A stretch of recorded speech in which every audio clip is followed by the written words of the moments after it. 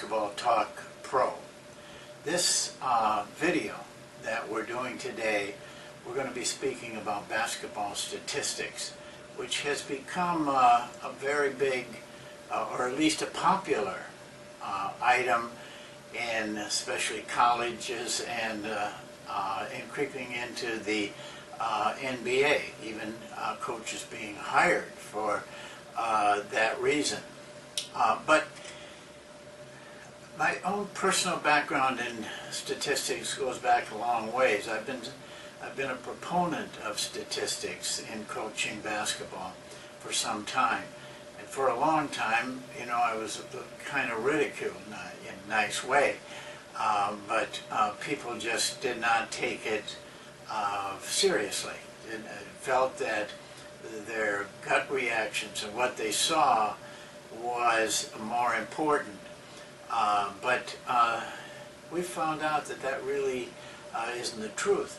But now, what I'm looking at now and seeing a lot of the things that are going on in statistics and people very excited about them is not a tool. A tool should be something that a coach can use, that a coach can help his team become better because of it.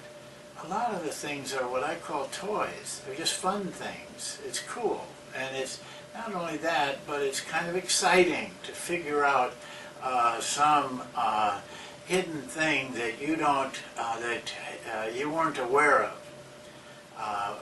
But that doesn't always mean it's what the coach can use. And it doesn't mean either that it's valuable to making good measurements. This book is called Moneyball, written by Michael Lewis. It's a very fine book, and Lewis is a great writer and does a great job in this book, spends a lot of time researching it. It's the book that really brought statistics to the forefront. First in baseball, this is a book about baseball. Then in football, which uses it extensively. And now it's coming into basketball. And the point I'm trying to make here is in this book, which is all that the book is written about, is the effect of statistics and how it's used and how it can be used well. But really, there's only one statistic. What they really have learned in this book is what not to pay attention to. Not to pay attention to statistical things that don't matter, that don't have any effect on the outcome of games, on the effect of players. That one thing is on-base percentage, getting on base. Hitters that get on base a lot, not only by hitting, but getting on base. There's also slugging percentage, but on-base percentage trumps that. They've done a lot of work. You need to read this book, and it will help you to figure out what is valuable and what isn't. What is a tool for you, and what's just a toy. Well, in basketball, we don't have on-base percentage, but we got something else. We've got field goal percentage, true field goal percentage. And for basketball coaches, that is the same, has the same effect and gives the same advantage as on-base percentage does in baseball. And if we can keep our eye on that percentage and sort our training and our coaching through that percentage, I think you will see a big difference in how your team responds. We ran a study. I actually have done this study many years, over many years, but we ran a more current one. We studied over 300 NBA games, and most of them were playoff games. In other words, the best teams were involved, the best teams really in the world. And the team that had the best field goal percentage, true field goal percentage, won the game, won 80% of the time. This is pretty dramatic. Now, I should tell you what we mean by true field goal percentage. What most teams and what most statistics are using are not true, because they don't take into consideration the three-point shot. You get more points.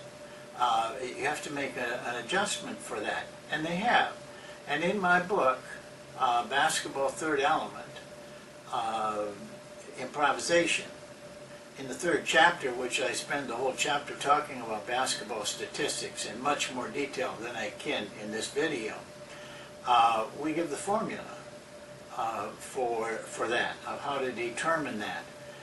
The NBA doesn't want to change, and really can't change, because they've got these years and years of records that would throw everything off if they made this change at this time.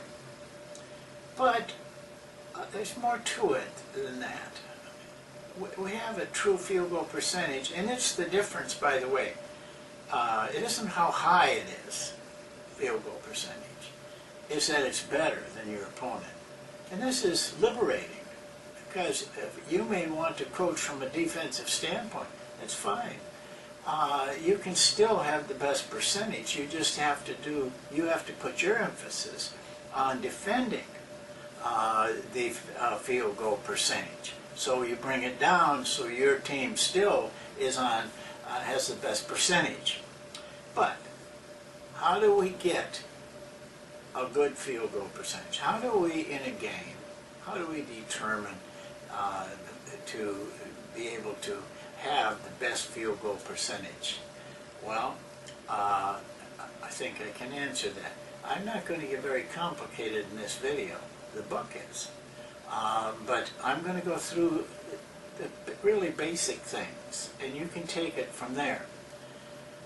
True field goal percentage is really determined by contested and uncontested shots. Dramatic, the difference between a contested shot and uncontested shot. In the NBA, over hundreds and hundreds of shots that were evaluated, an uncontested shot, a contested shot in the NBA, with NBA players, is a 36% shot. But an uncontested shot in the NBA is a 68% shot. A big difference, but it's hard to get uncontested shots, which brings us to another number. How do we get uncontested shots? Well, our statistics show us that we get more uncontested shots after two possessions. In two possessions, there's 7 total ways you can get possession of the ball, but there's 2, defensive rebounds and steals, that provide the highest percentage of uncontested shots.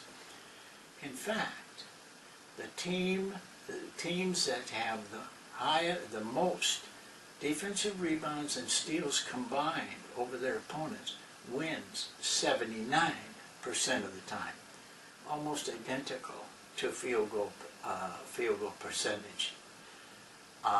It's a correlation between those two elements, because getting more uncontested shots in those two areas brings the field goal percentage up, and vice versa if you were talking defense, in giving them less defensive rebounds and steals, so that their field goal percentage goes down because they're not getting as many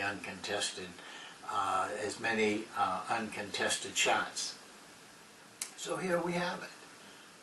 Field goal percentage, contested, uncontested shots, and defensive rebounds and steals.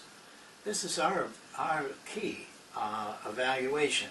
Now, there's a lot of other things involved with statistics, and I urge you to read chapter 3 in the book, because I go into all of them, and I show you how to evaluate them, and I show you why they are important.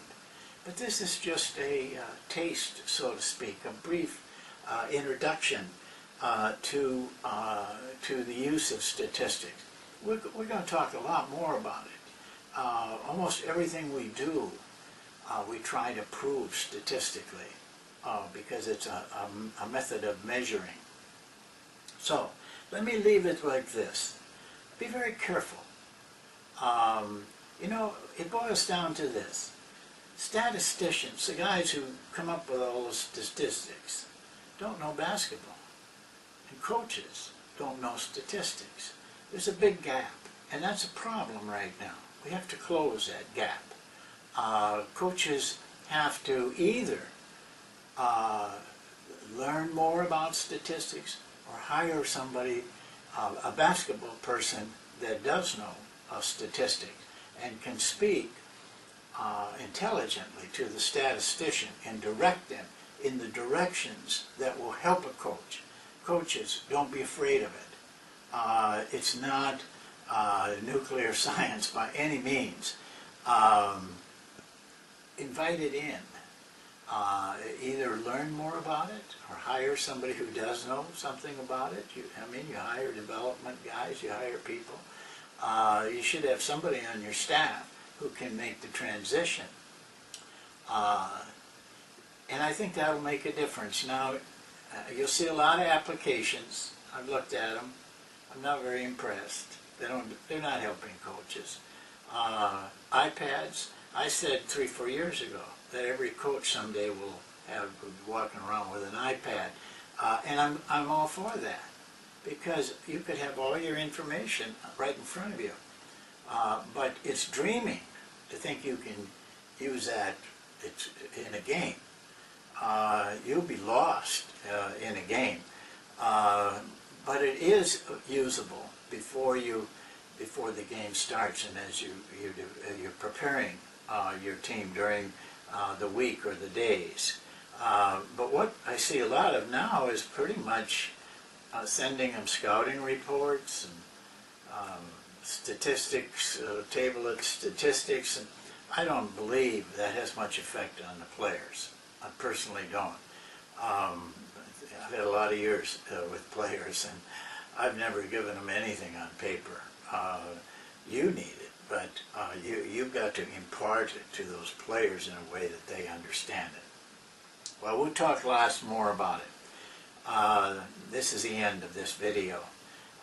The only thing I can say in conclusion is, listen, I wish you the very best. I hope that every game you play, you have a better true field goal percentage than your opponents, and you'll have a great season. Thank you.